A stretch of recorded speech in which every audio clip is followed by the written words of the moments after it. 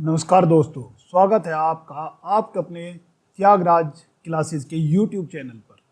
आज हम मार्च के कुछ इंपॉर्टेंट क्वेश्चन लेकर आए हैं, तो आइए आज अपने इस सेशन को शुरू करते हैं। तो पहला क्वेश्चन है कि Indian national centre for biological sciences द्वारा किस रोग के उपचार हेतु पहली एवं एकमात्र DNA वैक्सीन विकसित की गई है? तो इसका आंसर होगा dengue. Indian national centre for biological sciences के शोधकर्ताओं ने अफ्रीका और अमेरिका के 9 अन्य संस्थानों के सहयोग से डेंगू बुखार के उपचार हेतु भारत की पहली एवं एकमात्र DNA वैक्सीन विकसित की है। वर्ष 2019 में US food and drug administration द्वारा डेंगू की वैक्सीन CYD, TDV या डेंगवैक्सिया अनुमोदित की गई थी, जो अमेरिका में नियामक मंजूरी पाने वाली डेंगू की पहली वैक्सीन थी। प्रतिवर्ष वन्य जीव दिवस किस समझौते के उपलक्ष्य में मनाया जाता है?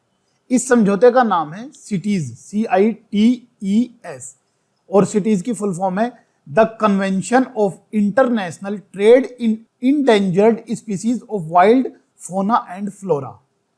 अच्छा, वन्य जीव संरक्षण अधिनियम 1972 है और उसके तहत 3 मार्च को प्रतिवर्ष विश्व वन्य जीव दिवस के रूप में मनाया जाता है और इस वर्ष की थीम है वन्य जीव संरक्षण के लिए साझेदारी।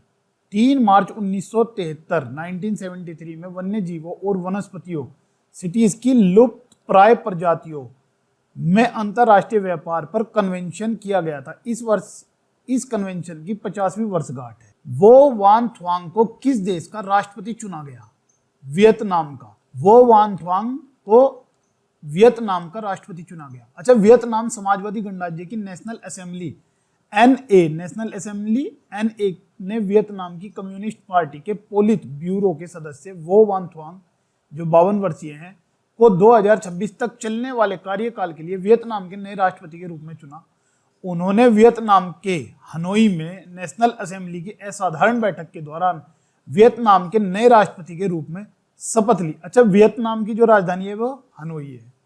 IFSCA से स्वीकृति प्राप्त करने वाला पहला विदेशी विश्वविद्यालय डिकिन विश्वविद्यालय कहाँ स्थापित किया जाएगा? यह गुजरात की राजधानी गांधीनगर, जो हमारी गिफ्ट सिटी भी कहलाती है। और केंद्रीय शिक्षा मंत्री धर्मेंद्र प्रधान जी ने घोषणा की है कि 2 ऑस्ट्रेलियाई विश्वविद्यालय डिकिन और वोलोगोंग जल्द ही गुजरात के गिफ्ट सिटी गांधीनगर में स्थापित होंगे। डिकिन विश्वविद्यालय अंतरराष्ट्रीय वित्त सेवा केंद्र प्राधिकरण IFSCA की स्वीकृति प्राप्त करने वाला पहला विदेशी विश्वविद्यालय बन गया है। अच्छा, एक अक्षरधाम मंदिर हमारे यहाँ दिल्ली में है और एक अक्षरधाम मंदिर गांधीनगर में भी है। जो दिल्ली वाला अक्षरधाम मंदिर है, यह गांधीनगर वाले अक्षरधाम मंदिर की हूबहू नकल है और गांधीनगर साबरमती नदी के किनारे स्थित है। उच्चतम न्यायालय ने मुख्य निर्वाचन और अन्य निर्वाचन आयुक्तों की नियुक्ति एक समिति द्वारा करने का निर्णय दिया है। इस समिति में कौन कौन शामिल होंगे? इस समिति में मैं आपको आंसर ही बता रहा हूं। प्रधानमंत्री जी, लोकसभा में विपक्ष के नेता, भारत के मुख्य न्यायाधीश, ये तीनों इस समिति के सदस्य होंगे।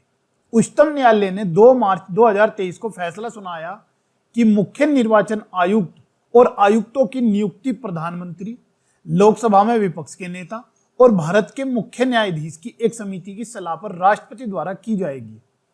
यदि लोकसभा में विपक्ष का नेता नहीं है तो सबसे बड़े विपक्षी दल का जो नेता होगा वह मुख्य चुनाव आयुक्त और चुनाव आयुक्तों की नियुक्ति की जो समिति होगी उसमें शामिल किया जाएगा। अच्छा, मुख्य न्यायाधीशों की जो नियुक्ति होती है वह कोलेजियम सिस्टम के द्वारा राष्ट्रपति जी द्वारा की जाती है और मुख्य निर्वाचन आयुक्त का जो कार्यकाल होता है वह 6 वर्ष का होता है। पारंपरिक चिकित्सा पर SCO के पहले अंतरराष्ट्रीय सम्मेलन और एक्सपो का आयोजन कहां किया गया है? गुवाहाटी। 2 से 5 मार्च 2023 तक केंद्रीय बंदरगाह, नौवहन और जलमार्ग और आयुष मंत्री श्री सर्बानंद सोनोवाल ने असम के गुवाहाटी शहर में संघाई सहयोग संगठन SCO के तहत पारंपरिक चिकित्सा पर पहले B2B वैश्विक सम्मेलन और एक्सपो का आयोजन किया है। अंतरराष्ट्रीय शिखर सम्मेलन में 17 देशों के 150 से अधिक प्रतिनिधियों ने भाग लिया।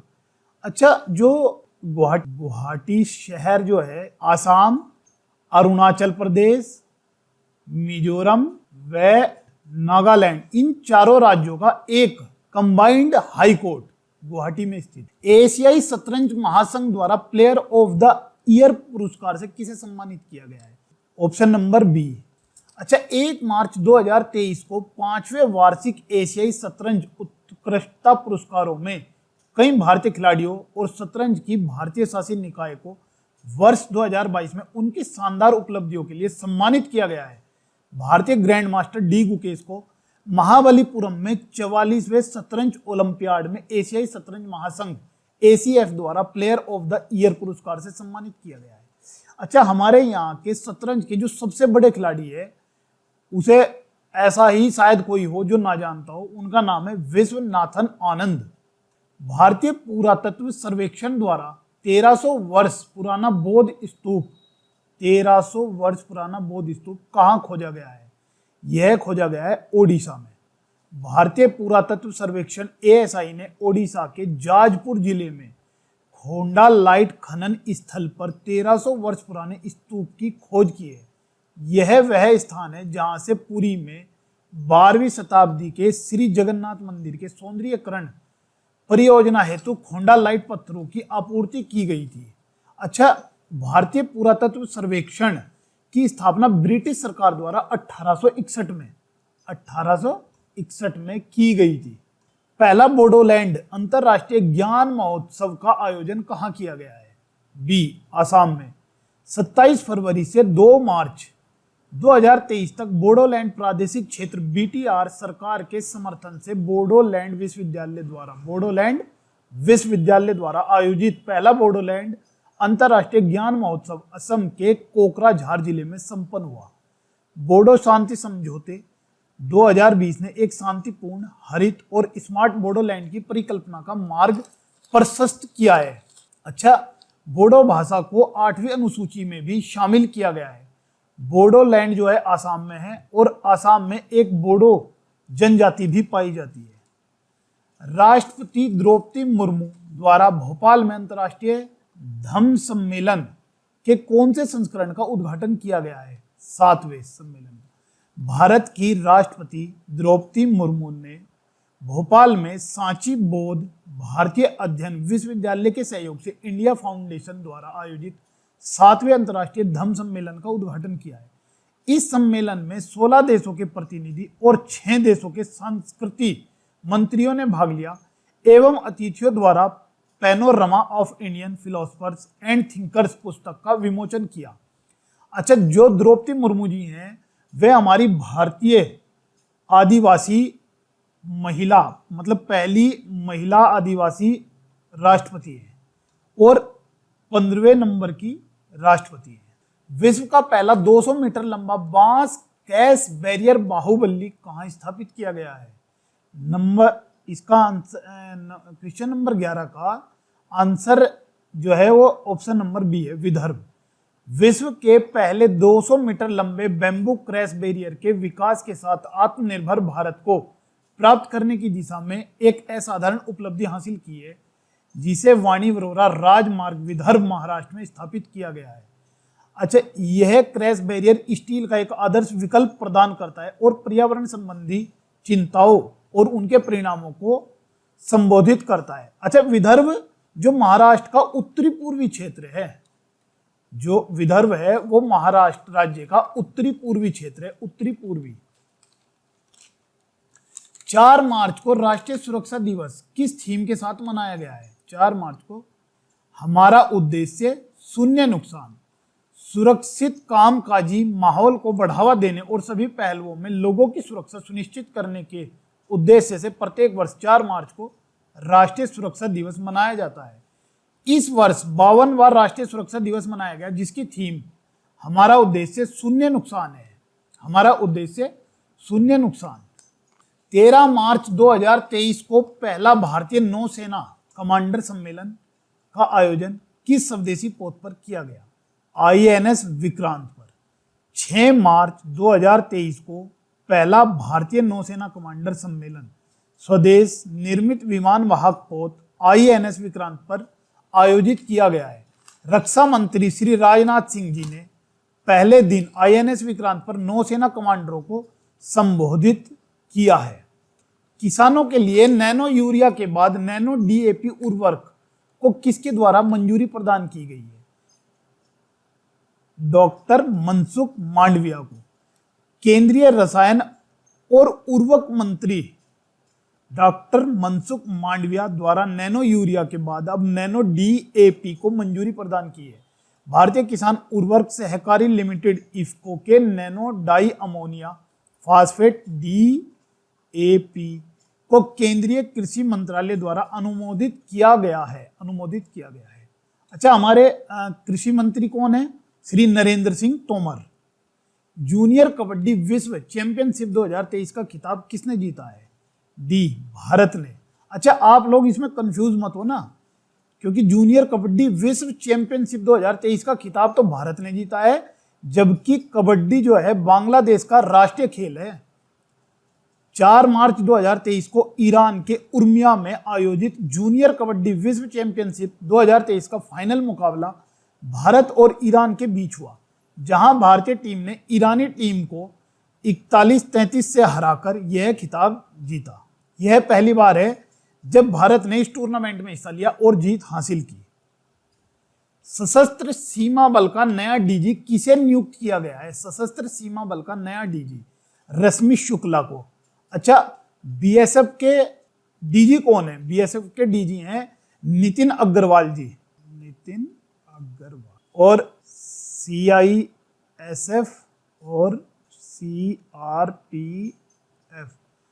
सीआईएसएफ के तो हैं सीलवर्धन सिंह, जो आईबी के स्पेशल डीजी थे अभी तक, और सीआरपीएफ के हैं कुलदीप सिंह।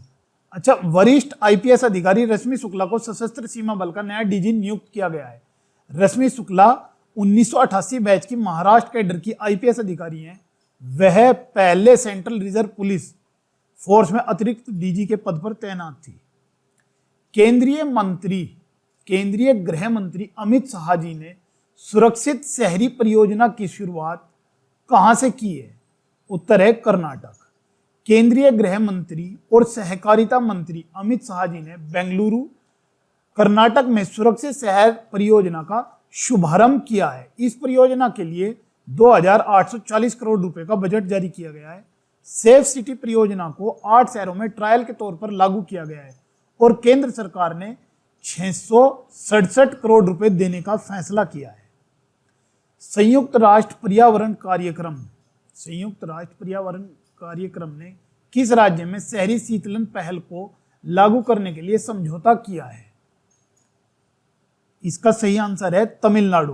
तमिलनाडु सरकार ने राज्य में शहरी शीतलन कार्यक्रम विकसित करने के लिए संयुक्त राष्ट्र पर्यावरण कार्यक्रम यूएनईपी के साथ एक समझौता ज्ञापन एमओयू पर हस्ताक्षर किए हैं।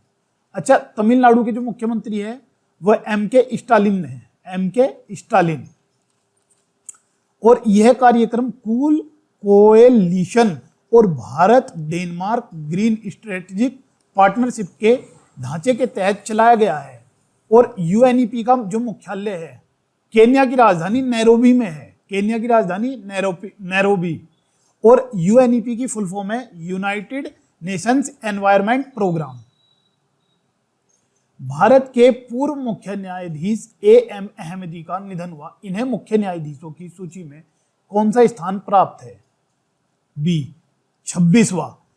2 मार्च 2023 को भारत के पूर्व प्रधान न्यायाधीश एएम अहमदी का निधन हो गया। अहमदी वर्ष 1994 से 1997 तक मुख्य न्यायाधीश रहे और यह भारत के 26वें मुख्य न्यायाधीश थे। मध्य प्रदेश का 53वां जिला किसे घोषित किया गया है? मऊगंज। 4 मार्च 2023 को मध्य प्रदेश के मुख्यमंत्री शिवराज सिंह चौहान ने रीवा जिले की तहसील मऊगंज को राज्य का 53वां जिला बनाने की घोषणा की है। उत्तर प्रदेश की सीमा से सटे मऊगंज जिले में 6 लाख से अधिक आबादी वाली 4 तहसीलें मऊगंज, हनुमना, नईगढ़ी और देव तालाब होगी। अच्छा, मध्य प्रदेश का जो सबसे बड़ा जो जिला है वो छिंदवाड़ा है, छिंदवाड़ा जिला। और मध्य प्रदेश के जो कुछ महत्वपूर्ण राष्ट्रीय उद्यान है बांधवगढ़, कान्हा, पेंच, पन्ना, कूनो, ये थोड़े से इंपॉर्टेंट है। और आज के ये 20 क्वेश्चन है तो ये आने वाली सभी परीक्षाओं की दृष्टि से महत्वपूर्ण क्वेश्चन है। तो इसी के साथ हम आज अपना सेशन को पूरा करते हैं और धन्यवाद।